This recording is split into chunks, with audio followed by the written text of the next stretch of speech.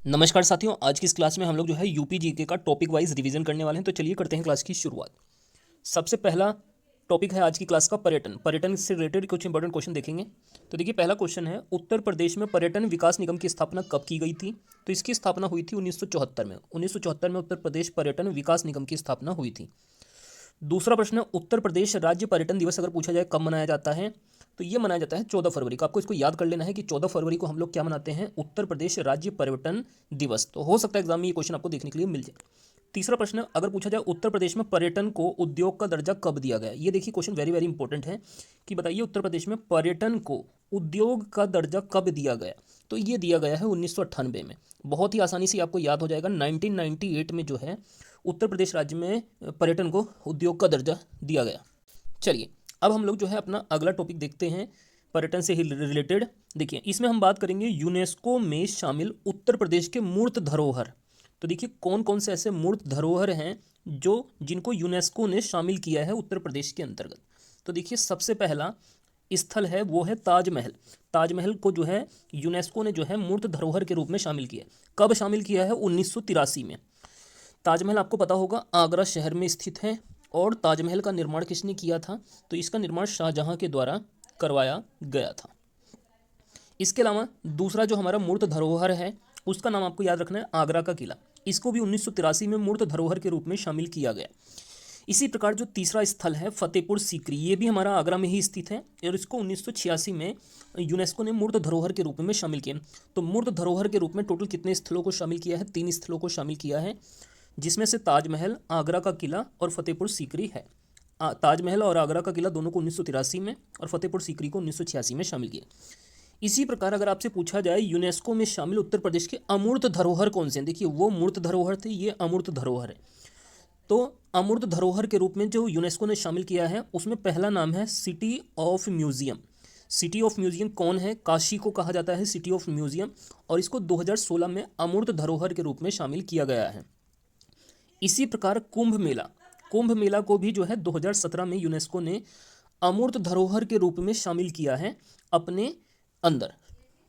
चलिए, अगला जो हमारा टॉपिक रहने वाला है Uttar Pradesh GK revision series में, इसमें हम लोग पढ़ेंगे उद्योगों के बारे में। उत्तर प्रदेश में कौन कौन से उद्योगों के लिए कौन कौन से जिला या क्षेत्र जो है फेमस है। देखिए, सबसे पहला बात करेंगे हम लोग तेल शोधक कारखाना।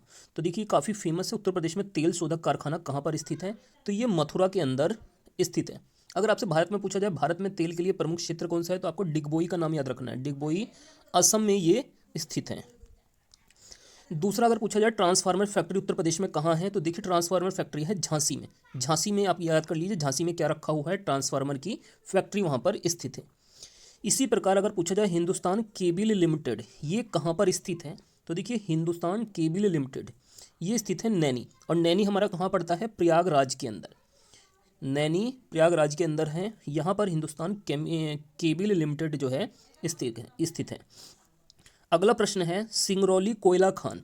तो ये भी देखिए सिंगरौली स्थान भी बहुत ही ज़्यादा फेमस है उत्तर प्रदेश के अंदर कोयले के लिए, और ये सोनभद्र जिले में स्थित है। सोनभद्र जिला उत्तर प्रदेश का सबसे दक्षिणी जिला है, और ये जो है 4 राज्यों के साथ अपनी सीमा को साझा करता है। ये 4 राज्य कौन से हैं? बिहार है, झारखंड है, मध्य प्रदेश है और छत्तीसगढ़ है। इन 4 राज्यों के साथ जो है ये अपनी सीमा साझा करता है सोनभद्र जिला। तो सिंगरौली कोयला खान कहाँ पर है? सोनभद्र जिले। इसके अलावा अगर आपसे पूछा जाए अफीम कारखाना कहाँ पर है, तो अफीम कारखाना स्थित है गाजीपुर में। अफीम के लिए गाजीपुर क्षेत्र जो है काफ़ी अधिक फेमस है।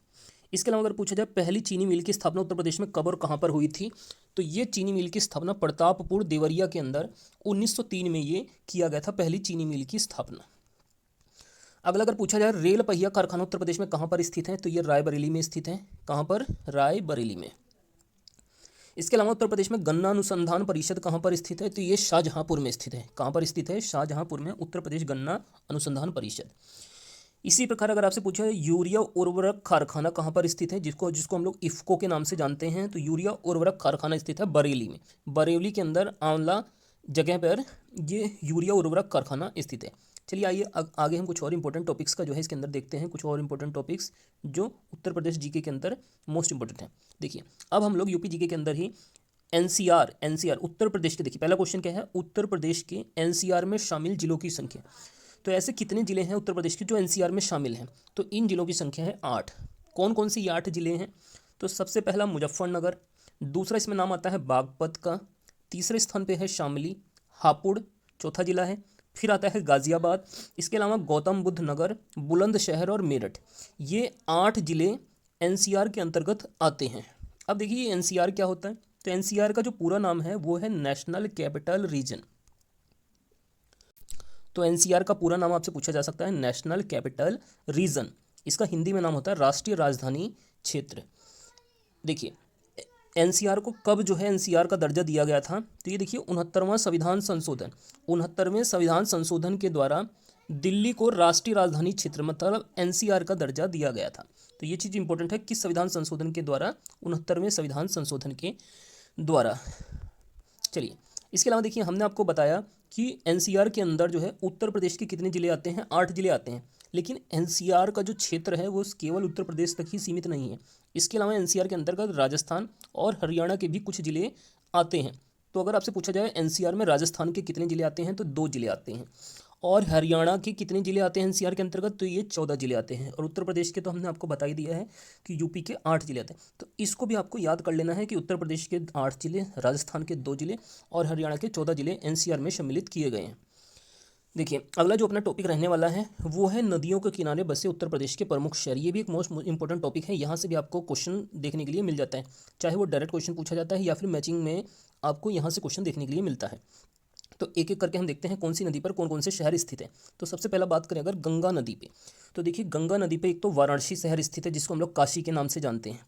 इसके अलावा जो बिजनौर शहर है, गंगा नदी बिजनौर से ही जो है उत्तर प्रदेश में प्रवेश करती है। इसके अलावा तीसरा जो जिला है गाजीपुर, गाजीपुर भी गंगा नदी के तट पर है। इसके अलावा काला काकर ये प्रतापगढ़ में स्थित है, ये भी गंगा नदी पर है। नरौरा बुलंदशहर जहाँ पे परमाणु संयंत्र भी है, तो ये जो है बुलंदशहर में है, ये भी गंगा नदी पर है नरौरा। मिर्ज़ापुर, मिर्ज़ापुर जिला भी किस पर है, गंगा नदी पर है। बिठूर, बिठूर कानपुर में स्थित है, ये भी गंगा नदी पर स्थित है। और हस्तिनापुर, हस्तिनापुर भी कौन सी नदी पर है, गंगा नदी पर ये स्थित है। चलिए आगे इसमें देखते हैं अगला पॉइंट। देखिए बात की जाए अगर यमुना नदी पर कौन कौन से उत्तर प्रदेश के जिले स्थित हैं, तो यमुना नदी पहली बात तो ये भारत की जो है सबसे लंबी सहायक नदी है। इसकी यमुना नदी की भी कुछ नदियाँ सहायक नदी हैं जैसे चंबल नदी, बेतवा नदी, केन नदी, तो इस चीज़ को भी आपको याद रखना है। देखिए यमुना नदी पर कौन कौन से जिले उत्तर प्रदेश के स्थित हैं, एक तो आगरा जिला, इटावा, मथुरा, आगरा जिसको हम लोग जो है आगरा में आगरा के पेठे बहुत ही ज़्यादा प्रसिद्ध हैं।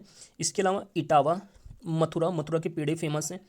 तो ये तीनों जो है जिले यमुना नदी पर हैं। इसके अलावा देखिए कौशाम्बी, कौशाम्बी जिला भी यमुना नदी पर स्थित है।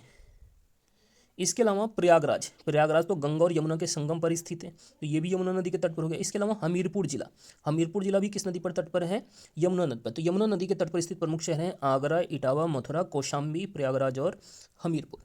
चलिए अब हम लोग देखते हैं गोमती नदी के तट पर उत्तर प्रदेश के कौन कौन से जिले स्थित हैं।